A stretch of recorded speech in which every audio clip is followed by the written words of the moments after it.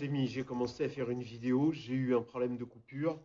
Voilà, ça n'allait pas, donc je recommence.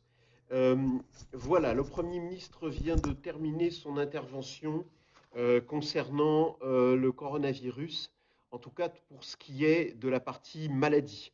Il est en train de parler maintenant de l'économie. Il s'agit d'une véritable diarrhée verbale, puisque ça fait 1 heure et demie qu'il parle, qu'il nous saoule et qu'il nous emmerde à nous raconter des conneries avec rien de nouveau et du n'importe quoi.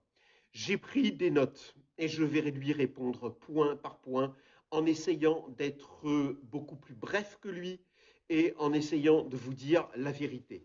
Donc j'ai pris des notes, je garde mes lunettes. Tout d'abord, on apprend et on a confirmation que les chiffres de mortalité qui sont communiqués tous les soirs sont des chiffres mensongers. Ce sont des chiffres mensongers parce qu'ils ne tiennent pas compte des morts en EHPAD, c'est-à-dire en maison de retraite, et ils ne tiennent pas compte des morts à domicile. Ils ne tiennent compte que des morts à l'hôpital. Donc, tous les soirs, depuis des semaines, on vous ment en vous donnant le nombre de morts. C'est hallucinant. Et on vous dit que pour savoir exactement le nombre de morts, ils vont regarder les statistiques de l'INSEE compte tenu du nombre de morts d'année en année chaque mois. Mais on est le Zimbabwe ou quoi? Parce que ça, c'est pas valable non plus.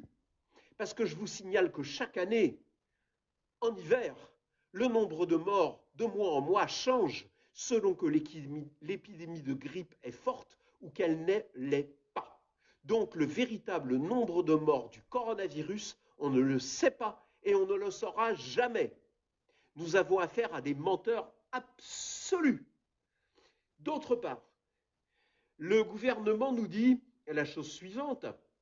Nous avons une idée. Ah, c'est formidable, ils ont une idée. On va augmenter le nombre de lits de réanimation. Waouh! Putain, les génies! Ils vont augmenter le nombre de lits de réanimation. J'y aurais pas pensé. Mais ils vont faire comment? Hollande, 13 000 lits fermés. Macron, presque 5 000 lits fermés. Il n'y a plus de spécialistes. Il n'y a plus d'infirmières. Il n'y a plus de matériel. De quoi ils vont les ouvrir, ces lits de réanimation? Comment ils vont les ouvrir? À partir de quoi? On a une idée, on va ouvrir des lits de réanimation. Vous savez ce qu'ils vous disent là? Ils vous disent on vous prend pour des CON. Je ne peux pas dire les gros mots parce que maintenant Facebook les bloque. Oui, vous êtes une bande de CON, de pauvres minables, d'imbéciles finis. Voilà. Ils ont une idée, ils vont ouvrir le nombre, ils vont augmenter le nombre de lits de réanimation. Putain, mais voilà, ils vous prennent pour les lapins de 3 semaines. C'est pas plus compliqué que ça. Je continue. Ils se félicitent parce que la dissémination continue. Parce qu'il y a des trains, des hélicoptères militaires et des bateaux qui vont envoyer des malades dans des régions où l'épidémie est très peu présente. Ah ben c'est super. Donc ça signifie que dans ces endroits où les soignants étaient encore disponibles et étaient encore en bonne santé, ben on va les rendre malades, on va disséminer la maladie dans la population et que donc on va l'étendre. C'est le total inverse, c'est le total contraire de ce qu'ils nous répètent en boucle comme des idiots. Confinement, confinement, confinement, confinement. Voilà. Et pendant ce temps-là, eux, qu'est-ce qu'ils font? On disperse, on disperse, on disperse, on disperse. Des malades dans toute la France, partout. Surtout là où il n'y a pas de malades déjà. Ah bah oui, puisque les lits sont libres. Donc allons-y, contaminons la région. C'est hallucinant. Je continue, je continue. Ils nous parlent du confinement, du confinement, du confinement, et ils disent, bah, on espère voir des résultats du confinement dans une semaine, dans deux, dans trois.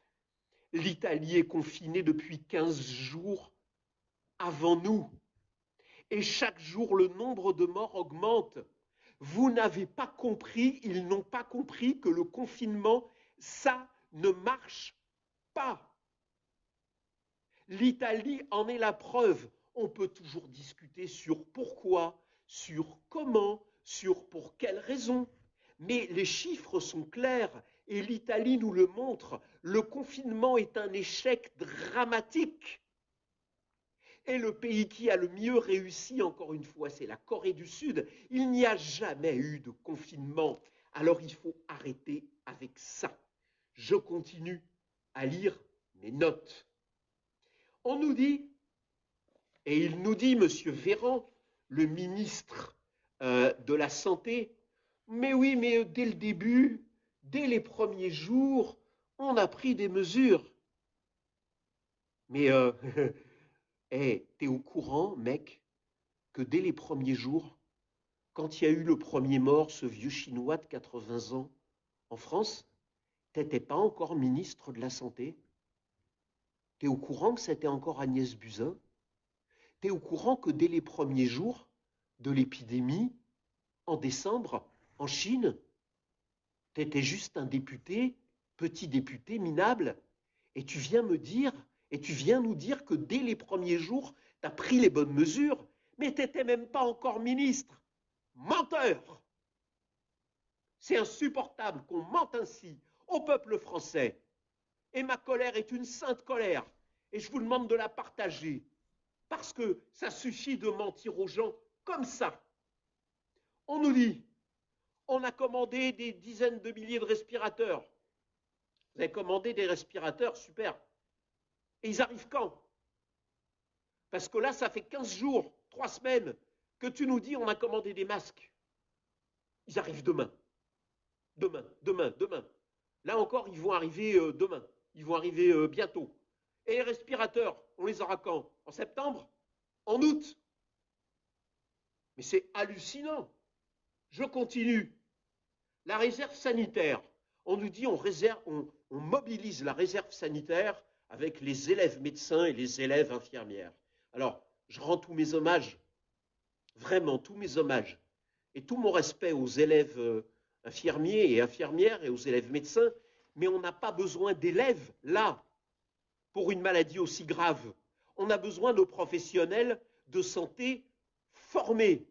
On n'a pas besoin de prendre des élèves pour pousser des brancards et qui, en plus de ça, risquent d'être contaminés. On a besoin qu'ils continuent leurs études de façon accélérée.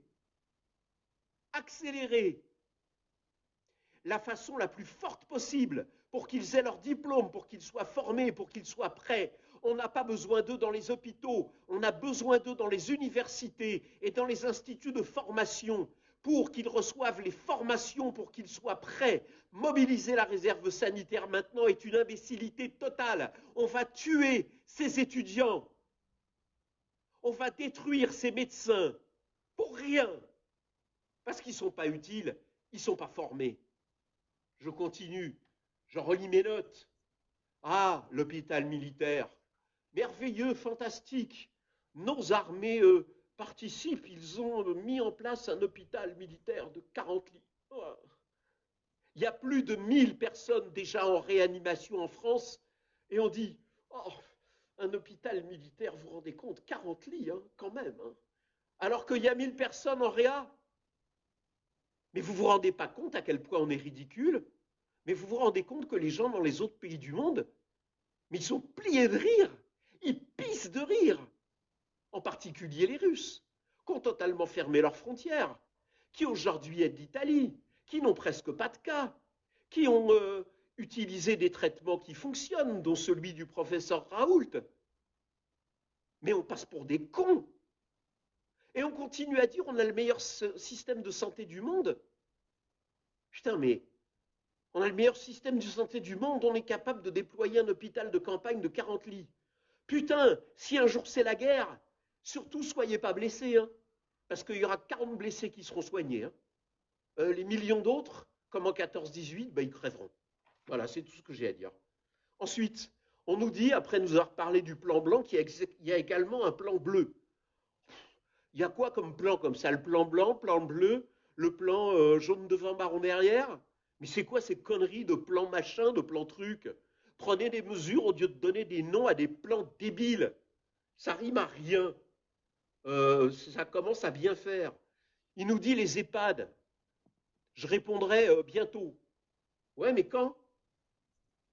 Mais quand?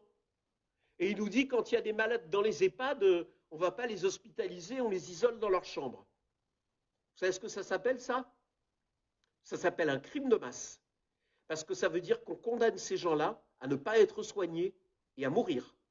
Si vous avez des parents dans des maisons de retraite, sachez que s'ils tombent malades, ils viennent d'être condamnés à mort par notre Premier ministre et par le Premier ministre de la Santé. Portez plainte. Portez plainte. La Cour pénale internationale devra juger ces salopards. Je continue. Ensuite, je continue. Ah oui, on nous dit les gens qui sont à la maison et qui sont malades peuvent compter sur le soutien euh, associatif. Oh, c'est formidable, il y a des animateurs qui viendront leur faire coucou les petites marionnettes. Excusez-moi, mais les malades à domicile, ils ont besoin d'être hospitalisés et d'être soignés. Ils n'ont pas besoin de soutien associatif pour leur tenir compagnie. C'est du n'importe quoi. C'est délirant. C'est débile. On nous dit, encore une fois, aucun système de santé au monde n'était prêt. Menteur. Le Japon était prêt.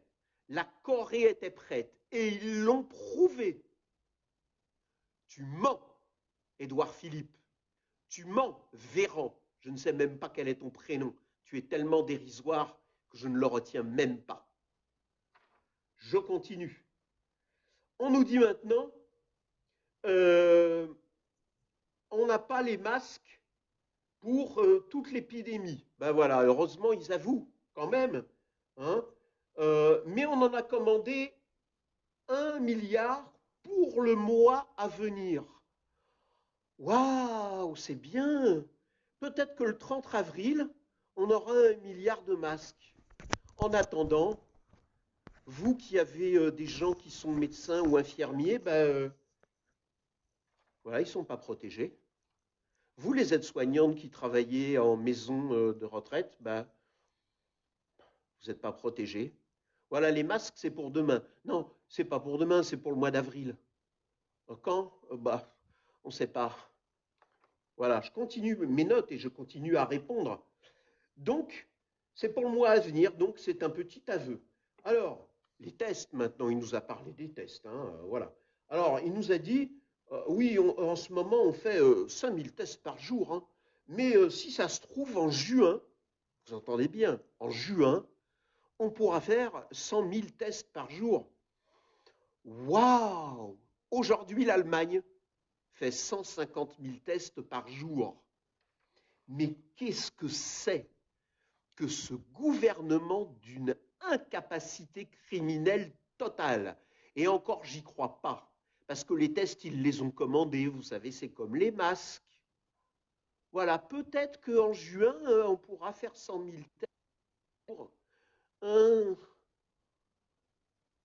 Mais ils sont à fusiller. Je ne plaisante pas, ils sont à fusiller. Je continue avec mes notes. Qu'est-ce qu'on nous dit d'autre? On va chercher, quand on aura les tests, les positifs, c'est-à-dire les gens qui ont été malades sans symptômes, cachés, pour savoir s'il y a des gens dans notre pays qui sont protégés. Mais vous êtes au courant que là, le professeur Raoult, il le fait déjà à Marseille. Il faut attendre le mois de juin. Mais ensuite, il nous dit qu'il n'existe aucun traitement. Menteur, criminel, assassin. Il existe un traitement.